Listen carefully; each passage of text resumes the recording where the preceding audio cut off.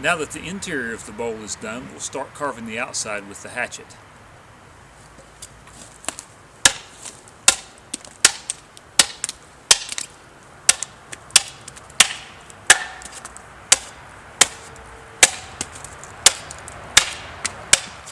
The first thing I do with the hatchet is chop a series of score marks at about a 45-degree angle. Then I come down, chopping off the chunks between those score marks. The scores help control the splitting action as I remove big quantities of wood. I turn the bowl over, starting again with the scores, and then hewing down to below the score marks. You see I'm using a very aggressive swing. I'm taking a lot of material off. But I only work from the middle downward. Notice my left hand holding the blank is on top and slightly behind, always out of the way of the swinging hatchet.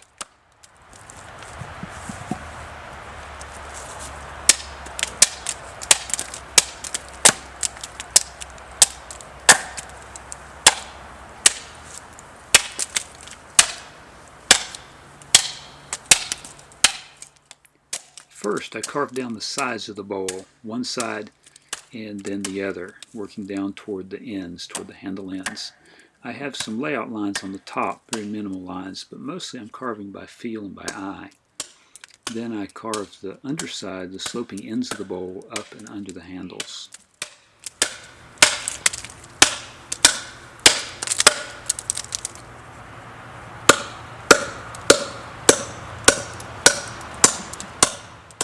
Although I primarily use the hatchet to carve the exterior of the bowl, I often use the adze to come underneath the sloping ends and up under the handles.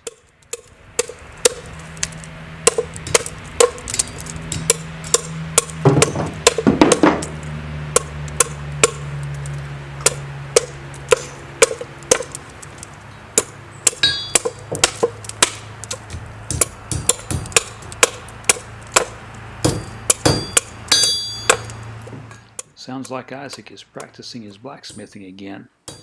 Just wait till he gets some hot iron instead of that cold copper pipe.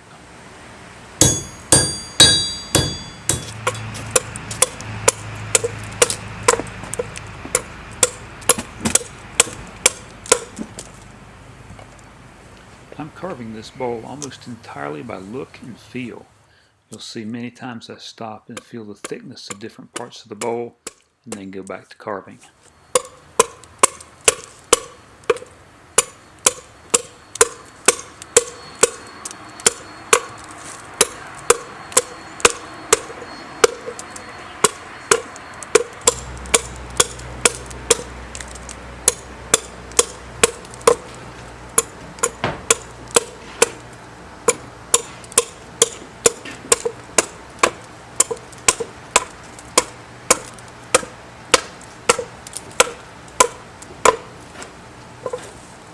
Now it's time to trim the bowl to the length of the ends of where the handles will be.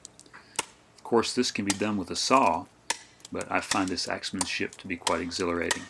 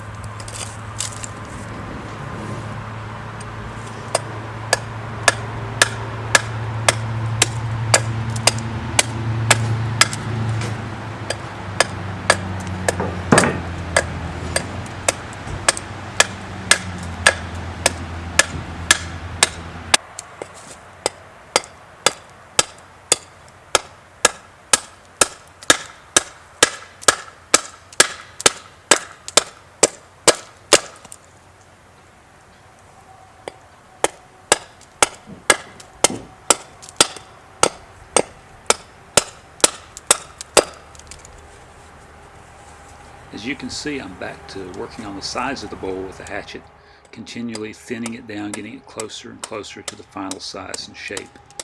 I like to work gradually, round and around and around, easing my way down to the final size.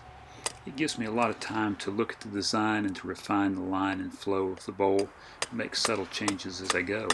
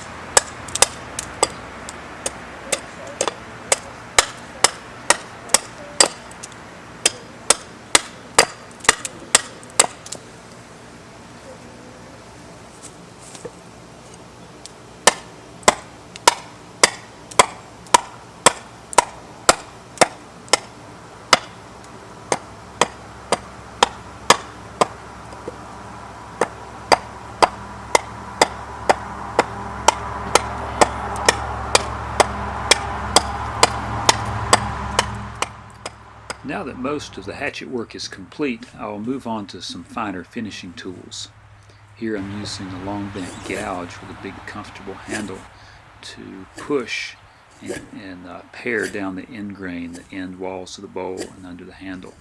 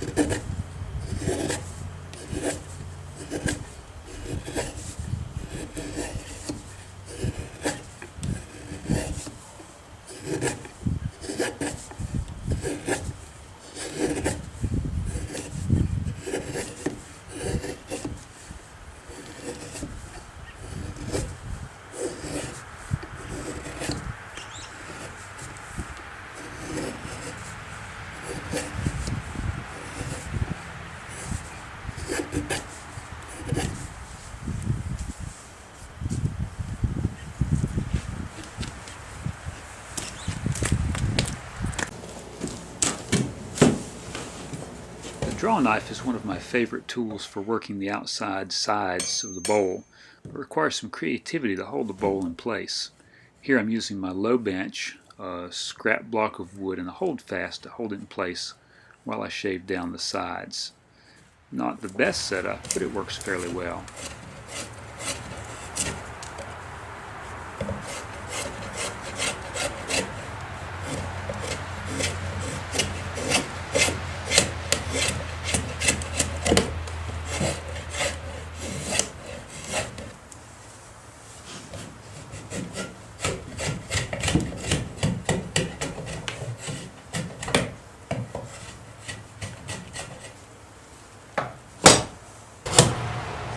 Here I've modified my shaving horse with an attachment to catch both ends of the bowl and squeeze it between the handle ends.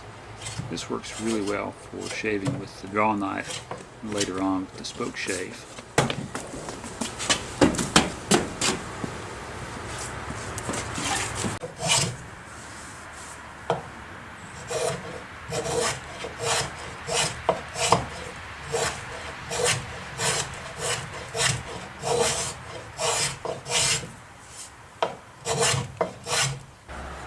The closer the bowl gets to its final size and shape, the more difficult it is to hold it still. Here I am using a pair of holdfasts and a cleat of scrap wood and clamping the bowl down to the low bench Now I'll use the spokeshave and refine the curved shape of the top rim.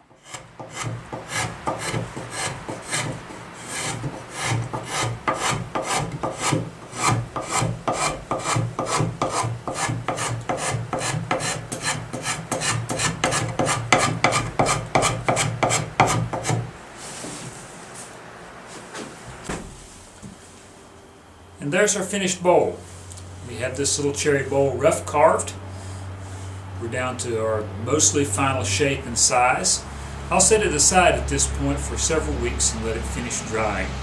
After it's dry, I'll go back over the outside with the spokeshave and gouges and the interior with the gouges to give it our final burnished finish. After that, we'll oil it and it'll be ready to use. Hope you've enjoyed this video carving a greenwood cherry bowl with a few simple hand tools.